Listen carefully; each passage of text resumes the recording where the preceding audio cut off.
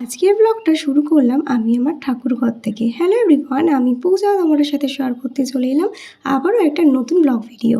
তো প্রতিদিনকার মতন সকাল সকাল স্নান টান করে কিন্তু আমি ঠাকুরঘরে চলে এসেছিলাম পুজো দিতে। তো পুজো দিতে দেখি বাইরে কি একজন ডাকছে, তো বাইরে এসে দেখি আমার একটা পার্সেল চলে এসেছিলো। এটা ছিল একটা বেড কভারের সেট, অনেকদিন ধরে অর্ডার করেছিলাম, তো আসলো আজকে। মোটামুটি কোয়ালিটিটা খুব একটা ভালো আসেনি, তো তোমাদের সাথে পরে একদিন শেয়ার করবো কি কীরকম বেড কভার নিয়েছি। তারপরে দেখো মাম্মামকে নিয়ে বেরিয়ে পড়েছিলাম একটা যুদ্ধ জয় করার জন্য।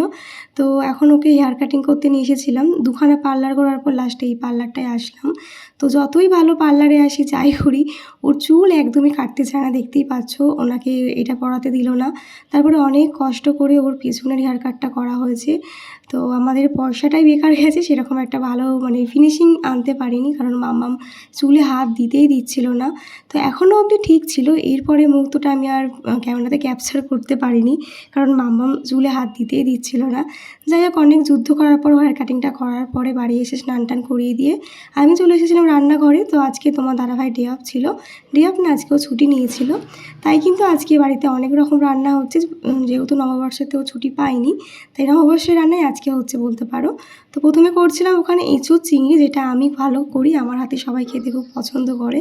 তো এদিকে দেখো আমার অবস্থা খারাপ রান্না করতে করতে, কারণ যে প্রচণ্ড পরিমাণে গরম পড়েছে, এখন রান্নাঘরে ঢোকাটাই যেন দুষ্কর হয়ে যাচ্ছে।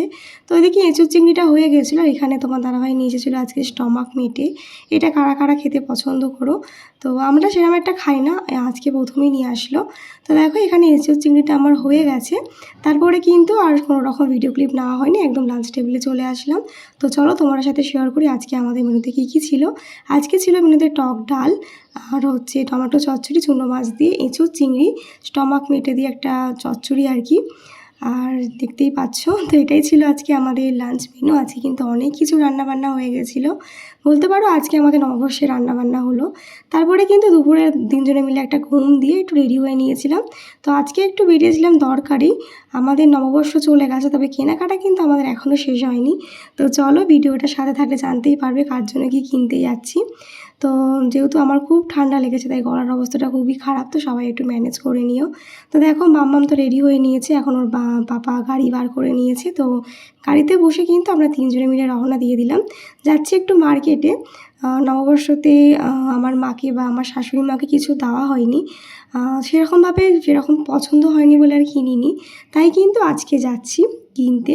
তো এদিকে বাইরে বেরিয়ে দেখি আকাশের অবস্থা খুবই খারাপ, দেখতেই পাচ্ছ, পুরো মেঘ করে এসেছে। এদিকে মনের মধ্যে ভয় কাজ করছে, কারণ মাম্মামের ঠান্ডা লেগেছে, প্লাস আমারও ঠান্ডা লেগেছে।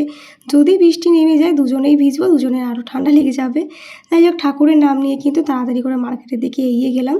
দেখো কত সুন্দর হাওয়া দিচ্ছে, আর অনেকগুলো দিন পর কিন্তু আজকে আমরা বিকালবেলার টাইমটা বেরিয়েছি, দেখতেই পাচ্ছ। পদ্মা ব্রিজ দিয়ে এখন কিন্তু যাচ্ছি আমরা মার্কেটের দিকে। তো দেখো বলতে বলতে মার্কেটে আমরা চলেও এসেছি। তো প্রথমেই কিনে নেবো হচ্ছে আমার শাশুড়ি মায়ের জন্য শাড়ি। আর নববর্ষ মানেই কিন্তু আমাদের সব বাড়িতে ডেলি ইউজ করা জিনিসপত্রই পরে আর কি।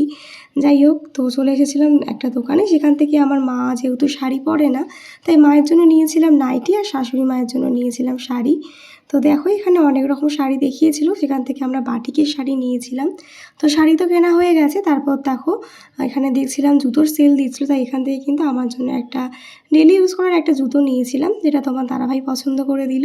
তারপরে কিন্তু চলে এসেছিলাম ফাস্টফুডের দোকানে, খুব জোরে খিদে পেয়ে গেছিলো, তাই ভাবলাম এখন আর এখানে বসে খাবো না, বাড়ি নিয়ে গিয়ে একদম রিল্যাক্সভাবে খাবো।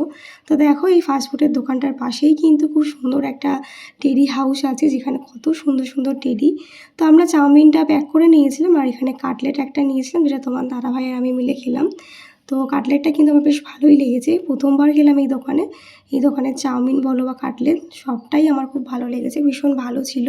তো মাম্মামও একটু খেলো, যেহেতু খুব ঝাল ছিল বলে ওকে সেরকম একটা দিইনি।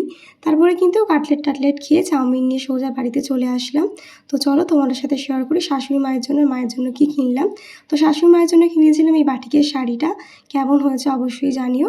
আর মায়ের জন্য কিনেছিলাম বাটিকের নাইটি, এই বাটিকের জিনিস কিন্তু গরমে পরে ভীষণই আরাম। তারপরে কিন্তু চলে আসলাম ওপরে ঘরে, এখন হচ্ছে IPL কেকেআরের খেলা ছিল আজকে, আর তোমার দাদাভাই আর আমি মিলে কিন্তু চাউমিনটা সার্ভ করে খেয়ে নিচ্ছি। তো এদিকে খেলাও দেখছি, আবার এদিকে চাউমিনও খাচ্ছি। তো গল্প করতে করতে কিন্তু চাউমিনটা খেলাম। তারপরে কিন্তু দেখি নিচে কার একটা আওয়াজ কি একটা ডাক ছিল। তো নিচে গিয়ে দেখি বিকাশ দিয়ে গেছিলো বড়মার অন্নকূটের ভোগ। তো আজকে ছিল বড়মার মন্দিরে অন্নকূট। তো সেই ভোগটা খেয়েই কিন্তু প্রাণটা জোড়ালো। সকাল থেকে খুব ইচ্ছা করছিল যে বড়মার অন্নকূটের ভোগ খাবো। তো যেখানে আমার দেওর আছে সে তো ভোগ দেবেই। তো ভোগটা খেয়ে কিন্তু আজকের দিনটা কমপ্লিট করলাম। তো কেমন লাগলো আজকের ব্লগটা অবশ্যই জানিও। দেখা হচ্ছে নেক্সট ভিডিওতে। বাই সবাইকে, সবাই খুব ভালো থেকো, সুস্থ থেকো।